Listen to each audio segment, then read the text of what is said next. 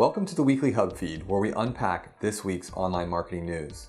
Matt Cutts made a few announcements at SMX this week. The first one was that there is some type of author rank that Google uses for showing in-depth articles. This is something that he had previously said might be in there, but confirmed was in the algorithm.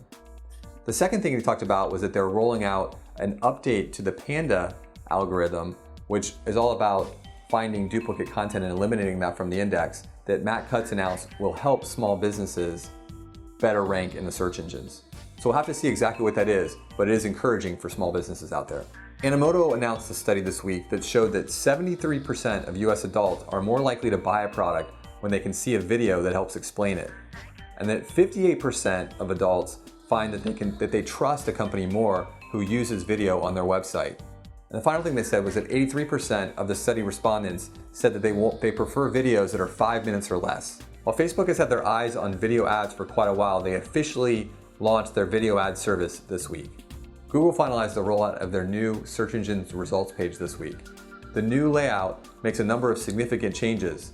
Perhaps the most significant is that they've removed the yellow background behind the ads at the top of the page and replaced it with a small icon that identifies it as an ad. There are some other minor tweaks, like the font size is a little larger and there's even line spacing.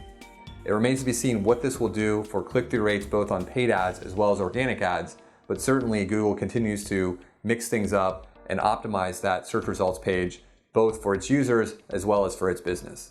For more videos like this, subscribe to our YouTube channel or visit our website.